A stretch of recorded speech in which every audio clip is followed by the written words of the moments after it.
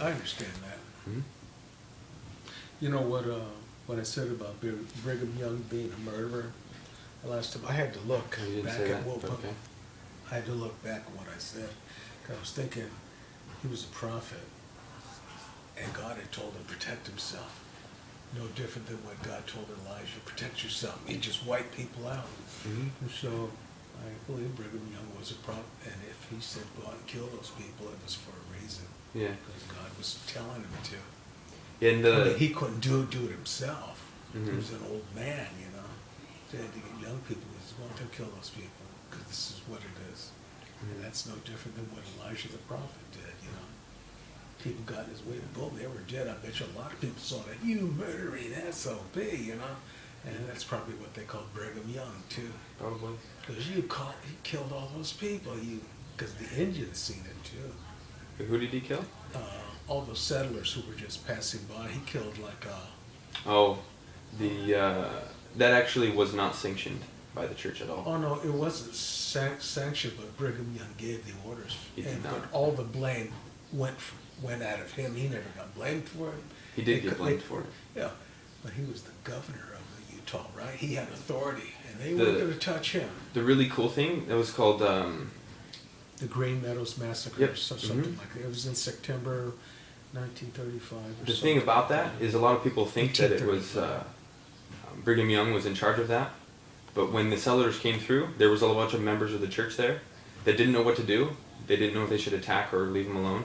So they asked Brigham Young, but before the message could get back, and Brigham Young actually told them to leave him alone, stay peaceful. Before that came back, they killed everyone. When Brigham Young found out about that, all of them were kicked out of the church. They were excommunicated. Oh, there Because were that some was- who were executed because the law came. Mm-hmm. Found in Utah, when they found this out, said, grab a couple of those Mormons. All right, get over here. Boom, you're dead. There's justice. But it was many years later, many, over 20 years. But it was 25. absolutely not the church's stand. It was men that belonged to the church making a decision. Mm-hmm. But it was not the church's decision. Yeah, But- but the funny thing is that how they even get the idea, kill them. I mean, who put that in their heads? Oh, should we kill these people or not? Hey, what are you even thinking for? They're not doing nothing. You're religious people. You shouldn't even be thinking like that. No, the reason. Who put that thought in your head? Well, the reason was because they were being persecuted, and they Yeah, but if were getting settlers mad. are just passing by, they don't want no trouble. They're trying to get somewhere. At that time, they're just trying to get somewhere. They're just passing by. So who put that thought in there? Maybe we should kill them. I go, hey, wait a minute. What are you even thinking Who's about? there? These people are just passing by. They're peaceful. Well, pretty much almost everyone in the U.S. hated us. But they were outsiders. That's what the mistake was. They were outsiders. Outsiders were probably coming in there killing Mormons left and right. People who they didn't even know came inside and started killing their people. Mm-hmm. But Joseph Smith, he was a prophet in our day. Mm-hmm. And he lived around 1820, 1830, 1840. And he received a lot of, guidance to know what to do in this life. Because there was a lot of religions at that time. There's a ton today. And he wanted to know which church was true. So he went and prayed to God and asked, what church to join. And actually in the pamphlet right there, there's a picture on page 10 and 11. Looks like this.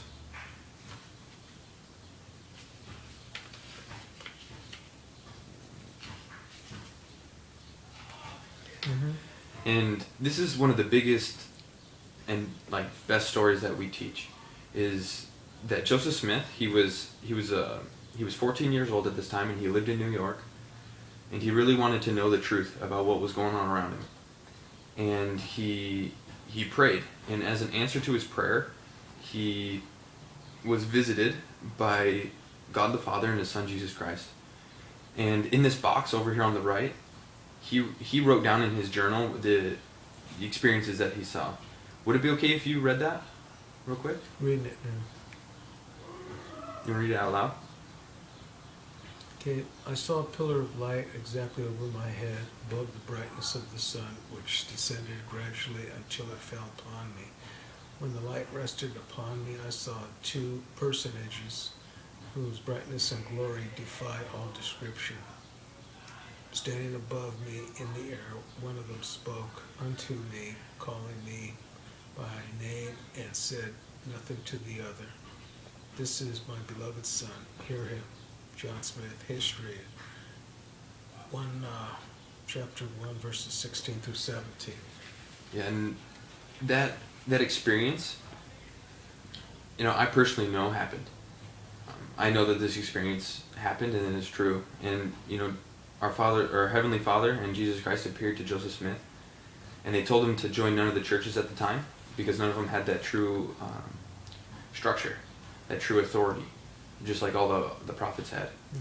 And they had told him that, since he was pretty young, he was only 14, that over the next few years they were going to help prepare him to receive that authority and to, receive the authority to baptize and to do those kind of miracles that prophets do. And so over the next few years he was prepared, and then on the next page there's a picture of him receiving the authority from Peter, James, and John, which are those apostles of Jesus Christ. And just like Moses and Elijah and all those prophets, they have many miracles. The biggest, well, he had a lot of miracles, but I think that one of the biggest miracles that Joseph Smith did was he translated the Book of Mormon, that book right there. Because one night he was praying, and an angel appeared to him, an angel named Moroni, who was in the Book of Mormon. And Moroni said that there's a record that is hidden, like in a hill by your house in New York, and God has chosen you to be the next prophet, but I'm going to tell you where this record is, and God's going to help you translate it into English. I was paraphrasing, obviously, but so Joseph Smith, he was guided to those plates, and he received them, and then he translated them into English, so that we can hold and read the Book of Mormon today and test if he was a true prophet or not. So just like we have the Old Testament, I have the Old Testament right here, like the Book of Job. I can read this and study it and read through the entire book, and then along the way I can pray for understanding and pray for help to know if it's true. You know what the Book of Job was about? It was about Job. Yeah, but what was the test they were putting him through? See if he'd stay faithful. Exactly. Mm-hmm. To see if he would just turn around and say, God, Mm-hmm. But he didn't. So you think it was the devil who was testing him? Remember, in Judaism, there's no such thing as the devil, but mm-hmm. yet we got that story in our Bible. Mm-hmm. There was God in heaven. He has a little, court gesture. A funny guy runs around the courts and makes jokes and all that, mm-hmm. stands on his head, entertains people. God has one of those guys with him. He's not a guy, he's an angel, good angel too. And his name is Satan. Christians turned his name into Satan. Said he's a real evil person. When he's not, he's a real good angel. And one day he was talking to God, hey, you got a real good guy right there, Job. He says, yes, he's the best guy I've ever created.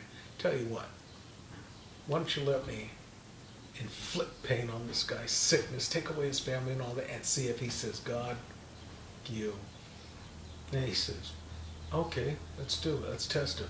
But he's not going to do it, He says, oh, if I get down there, he will. And that's when he made Job sick, lost his family, and lost everything. He was a multimillionaire, lost everything. And for years he was like this. And God was saying, well, look, he still hasn't done anything. He goes, oh, don't worry, I'll make him do it.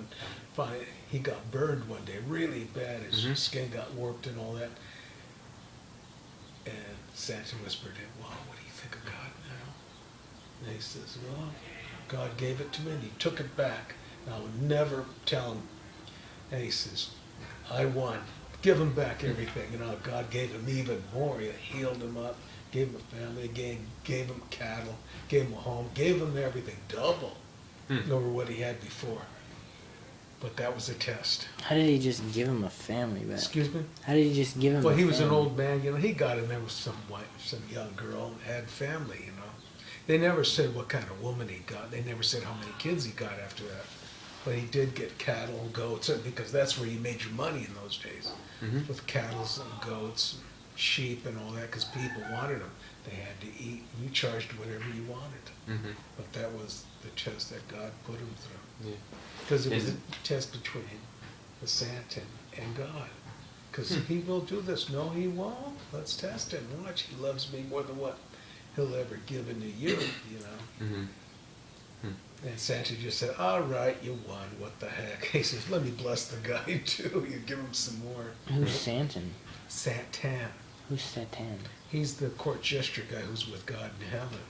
He's a good angel Where does it say that? in the Jewish Bible. See, it won't say it in yours, in the Christian Bible. Matter of fact, they refer to him as Satan, the devil. They took it, but you know, supposedly Peter and all those guys, they took his name and they twisted it around, made him an evil demon and all, made him the devil. And they gave his name as Satan, the devil, Lucifer. You know, they said he was actually Lucifer.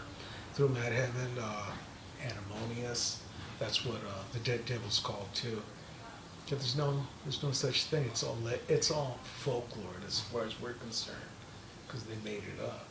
Because even in your Old Testament here, there's nothing mentioning Satan, let alone Lucifer. There's nothing in there. In the Bible? Pardon me? In the Bible? Right, in the Old Testament. That's where we read from. There's nothing in there in the Old Testament mentioning Lucifer as a bad angel, let alone calling him Satan. Well, what about the serpent in the Garden of Eden? Okay, that is a story. Believe it or not, that is a story. And we're supposed to have faith that somehow or another that serpent communicated with her and told her that. But it was really only a story. Well, it's a story And because it actually even happened. I questioned the rabbis on that. And they said, we are supposed to have faith and that did happen. But when it comes down to it, it's only a story. But We're supposed to have faith in a fake thing. in Is that what you said? belief, That doesn't make sense. that the serpent communicated with her. We're supposed to have faith that actually happened, but I know the Christians say that Well, that it serpent... also talks about a donkey speaking. That serpent, they say, was Satan, right? The serpent was the devil, right? And there's no such thing as the devil. The Jews wrote that, and why would they want to put Satan in there for? It goes, Satan, you gotta be kidding. Those are little kiddie stories. The boogeyman and all that, you know. Then who tempts us to do the opposite of God's will? Okay, God gave everybody a conscience. You know darn good well stealing isn't right. Come on, let's steal that stuff and get some money for it. A conscience. Christians call that... choice. Yeah, Agency. Christians call this your guardian angel and the devil. Wait, then why isn't stealing evil? Excuse me? Why isn't stealing evil then? Because it's not right. Wait, but how? If you steal, your conscience is telling you that's not. Oh, let's go steal it. Your other one's saying that's not right. You know it. You didn't earn it. It's not yours. Don't get anywhere near it, or you're going to get blamed by this guy. Come on, let's go get it. You know.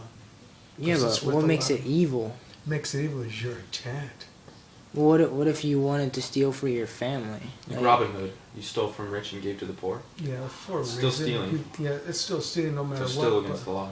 Still against the law if the law catches it, but whose law is it? God's. so if you have the Not that, it was man's law. He was fighting against injustice. See, he was fighting against injustice. Well, in today's he day- wasn't fighting for this or this. That was a side. He wasn't a religious man. You know, in his stories, it says that he didn't practice anything. He didn't go to the church or anything like that because he was too busy taking care of the poor. so if your intent is good, stealing is good. Excuse me? If your intent is good, stealing is good too. Nope. If your intention it's good, it's good. But if you want to go out and steal something, you know that darn good and well. That's why you're brought up that way. Say, don't steal because it's not right. You'll get in some big trouble. Okay, well, what if you didn't think it was stealing, but to everybody else it was stealing, but your conscience is saying that's not stealing? No, if they were jumping over a cliff, would you go jump over a cliff too? Just because they're doing it? They say, "The guys are crazy. Let's get out of here." You know, if they get killed, that's their problem. So it's only right or wrong to you. Right. Well, what you brought up with, you know. Like me, I was brought up with the Ten Commandments too, and I know that, you know, stealing isn't right. Because it's buried in your mind already. But there's gotta be like a So root. to me, if it's right, then it's okay. For me. So the laws change depending on the person. Okay, you can